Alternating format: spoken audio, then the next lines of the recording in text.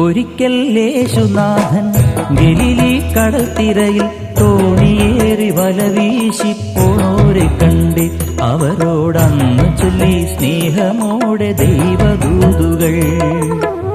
ഒരിക്കൽ യേശുനാഥൻ ഗലീലി കടൽത്തിരയിൽ തോണിയേറി വല വീശിപ്പോണോരെ കണ്ട് അവരോടന്ന് ചൊല്ലി സ്നേഹമോടെ ദൈവദൂതുകൾ.